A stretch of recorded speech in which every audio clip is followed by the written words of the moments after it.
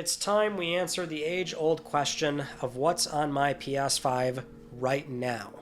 A fine question, some might ask, but also something where I think anybody would reasonably say, yeah, but storage is kind of a premium on PS5, and so aren't you always deleting and reinstalling games, and therefore this is going to be outdated very quickly? Well, that's an astute observation. But there are still some things on this console that I like, having it set up a certain way, and there are many games that I am not going to delete if it can be helped, and so I thought we'd have more of a casual conversation talking about, the sort of day-to-day habits of how I've got this console set up, and also solicit some comments from you all about what you're doing with your machines as well. Like, right off the top, we can say, for me, I don't really ever use Keep in Home, which is it is a handy feature. You toggle that, and then all of a sudden the game is never going to leave your horizontal row on the main screen. So if you're bouncing around a lot of different titles, then this is extremely useful. But for me, I don't really use that all too often. And I don't know when I'm going to upload this, but, the one thing I can say in regards to my turnover rate for software is not, I guess, the issue that most other people run into, which is usually a storage-related issue, although I think more storage would probably help my case. Just that I'm always deleting and reinstalling simply for, it's a byproduct of this channel, right? So, again, to date this video, I just put out the PS5 SSD video from, we were looking at that Road to PS5 GDC talk from 2020, and so that required diving into a lot of different games, doing some testing, recording, and all that, and that's not uncommon at all for this particular PS5 in this office where I'm always working on it. So there's like a terabyte of storage on this console that probably gets turned over pretty frequently, and that's why these games right now are like all from that video. But then I think that's kind of why I gravitate away from using the Keep at Home icon, because I do kind of need this row always open for when I am bouncing around all those different titles, and I don't necessarily want something always at the front page. But speaking more on that, I can say for media immediately, so this was something where it was a lot more fascinating for PlayStation 3, which I did. I did a What's on PS3 or What's on my PS3 video years ago, and I will still moan and complain about this. I would love for Sony to update PS5, and they're not going to, but allow the console to actually store media files locally on the system's drive. That way you can play music, photos, videos like a PS3, but you can only access that from a drive that's actively being plugged in.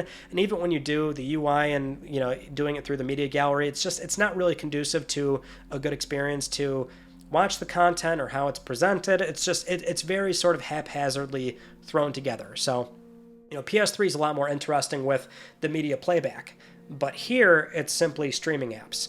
And because I work on this console, HDCP is almost always turned off because I have to film off it. So you can see, these are ancient. These are still the old PS4 versions installed now that they've finally put out native PS5 versions of Spotify and Disney Plus and all that. But what I will say right here is that in terms of what I do use nowadays for streaming, primarily I'm watching either something on Hulu, Prime. I dropped Netflix last year and have not used Funimation in a long time as well. I think that's like a totally different thing now. So yeah, anime I'm not really doing a whole lot of nowadays, but it's mostly Prime, Hulu, and Sling, which Sling has never had a PlayStation native app at all, so that is usually something I'll use on Series X, or I have an Apple TV in my living room. But even if I'm going to watch things, but that's what I would watch on this console if I was using it for streaming applications. But let's dive into the game library, and this is where I'll also immediately say, abandoned, the real-time experience. I'm not going to delete this. Why would I? It's such a weird, quirky, ridiculous moment for the PS5 cycle. The console is still ongoing, and we've already got a handful of these things that popped up in these weird moments, right? And so even though Abandoned, was just such a crazy, weird thing that transpired, and it ultimately added up to nothing, just given that situation, I find it's more of a novelty to have it, and so whatever, I keep it installed because it's like 6-something gigabytes anyway. But More importantly, I am never deleting Astro's Playroom. That's always staying on there. That game is just wonderful, and I really should just replay that some night because it's already starting to, like, not forgetting it, so to speak, but I would like to sort of relive what is just straight up a PlayStation museum. That game is chef's kiss wonderful. Bug Snacks, I feel like I've had this on here for a long time, although it has gotten deleted before, but it takes up so much, or not that much space, so that's why I tend to have it on here as well, even though I don't play it that often. But yeah, a lot of the stuff on here, like Dead Space, FF7, Dirt 5, Demon Souls, Deathloop, even Death Stranding, a lot of the stuff I had just recently installed for that PS5 video, the SSD video. So like this stuff is going to be the first to go if I need storage for anything else, which is probably going to be soon. But some things that are staying for the time being, the backlog, right? Ragnarok, still have to wrap up the platinum. The Tsushima separate Iki Island expansion, got to go back and do that. Still working on Final Fantasy 16, but I think this will be done by the time I upload this video. Still got to do the Burning Shores, and I've got a handful of other smaller games on here that I want to play at some point, like Inscription. And a lot of classic games, obviously, some VR stuff as well with Pavlov. That is such a good VR game. Returnal ain't going nowhere, son. You already know what it is. That and Stray's on here, right? Where's Stray? I didn't delete Stray, did I? Oh, I think I did delete Stray recently. I don't know why I did. Stray is normally staying on here, but yeah, Returnal as well. So Returnal, I'm actually itching for a new playthrough on a separate profile because I want it to be like completely new, as in I don't have anything that carries over into new playthroughs. And it's sort of fun to like chase another platinum, so I might do that, even though I can play on my main profile, which is a bit easier since I'm so used to the game now and I have all those separate weapon, not attachments, but like those weapon aspects that do carry over into separate playthroughs or separate runs, so it's a lot easier now, but there's that. And then a lot of classics. But here's something where if you're not doing this, you really should. If you're still, occasionally playing PlayStation 4 stuff, bouncing around PS4 native games, gotta get an external drive. I think most are probably doing this by now, but console storage is going to be primarily PS5 between your internal storage and M.2 storage, but get a separate drive, and that will sort of ease the tension away from your more expensive SSD storage. So for this, I'm not going crazy, by the way. It's a 1 terabyte Samsung T7, and that's plenty because PS4 doesn't turn over nearly as often for me, but like the jack stuff never goes anywhere. The original PS2 emulated GTAs aren't going anywhere, especially now that they're, and this isn't a problem because I bought them before, so I can always re-download them from my profile, but I like having them on here, even though Rockstar did delist them. Dreams, it's always good to go into Dreams every now and again, and so yeah, this doesn't move around too much, but the one thing, Luminous too. Luminous as well. Luminous, that probably gets played every month or so. I'll do like a 20-30 minute arcade run. That's just, that's also a wonderful game.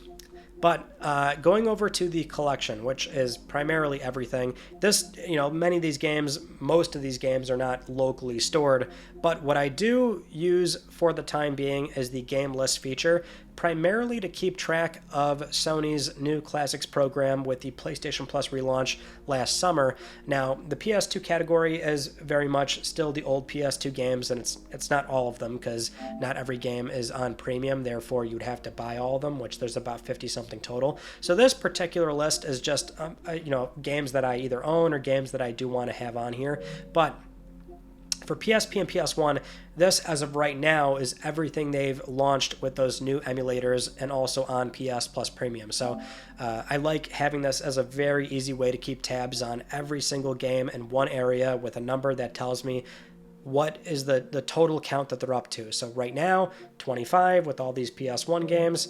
and then also for PSP, and this is strictly for those new games released through that program. So not any sort of PSP, native PS4 remasters or anything like that would fall under PS2 or whatever. It's primarily for, I guess the better way to put it would be Sony's emulators. The new ones and also the one that currently is still rather outdated from the old classics program on PlayStation 4. But that's kind of what I do for, at least for the games lists feature. Game lists feature. Whew. We're doing all right. I'm doing okay. But let's also go into storage now. The storage hierarchy. So this is what I got going on here. Now my console storage, topped off, because again, that's the PS5 SSD video. That usually, I kind of like these to be, I don't know, maybe sitting around half, just so I have the room and I don't have to keep it stuck to one particular installation location, although it doesn't really matter in the grand scheme of things. Unless you really do run into a sort of odd issue with a game, then Sony recommends moving it from M2 to console storage, but I so far have not had any major problems in that area. But M.2, so I was using a Western Digital SN850 for quite a bit. I only recently got the 980 Pro, and that's only because, and this is also something I will preach from the rooftops. I will say this every single time in case people don't know, or you need to hear this from somebody. You do not have to drop hundreds of dollars on expanding your storage. If you can wait. The price per gigabyte comes down dramatically. For reference, I paid $250 for that 1 terabyte drive back in early 2020, and I only recently felt like, I guess I'll finally go up to 2 terabytes because it was less than $100 with the heatsink, so I didn't have to go buy a third-party heatsink and get thermal pads or anything like that, which that's easy to do, but it's just even more easier when it all comes in one package, and it's basically plug and play. For $100, 2 terabytes versus 1 terabyte, $250. So, we've now had the system software expand to support 8 terabytes of M.2 space. That's awesome, and that means great. I will wait happily, because there's no way I'm dropping $600, $700, $900. Those drives are crazy expensive. I don't even really need 4 terabytes if I'm being honest, because I feel like if you're rocking an external, or rather, if you expand with M.2 storage, right, and you're using that and combining it with offloading your PS4 stuff to an external drive, I can't speak for everybody. I can't speak for everybody here, but what I feel is safe to say is that this probably would work for most people. I really don't find myself hitting a wall with storage as a major problem, and it can be costly, but again, if you just sort of wait it out, if you buy, and I mean, for PS4 at least, external drives are dirt cheap. You don't have to get an external SSD either. You can still use a traditional hard disk drive for that. So, I mean, it's just, there's a very affordable and easy way to, even with these growing file sizes for games, you can usually get away with not having to always delete and reinstall stuff if you run this this setup right here. That's at least what I always recommend, especially when it's like, hey, if you can, if it can be helped, wait it out too, because the price per gigabyte comes down aggressively over time. And so I'm in no rush to expand to 4 terabytes or even 8 terabytes. I could probably be fine with 1 terabyte for a long time. And I'm sure eventually Sony will finally release a new PS5 SKU that does have more onboard storage. At least one would think. But that's what's on my PlayStation 5 right now. And at least what we covered, that is not going to change anytime soon. So yeah, things are always going to move around, but for the most part, you'll probably see years from now that a lot of those games that I pointed out, they should still be installed on this console the same way that I had them. And that also means I am now asking, what do you do with your stuff, right? Is there anything that you kind of like having it set up a certain way? So always looking to, waste a good hour, 2 hours reading all that feedback from you all. But thank you all so much for joining me in this casual conversation, and I will see you all in my next one. You take it easy.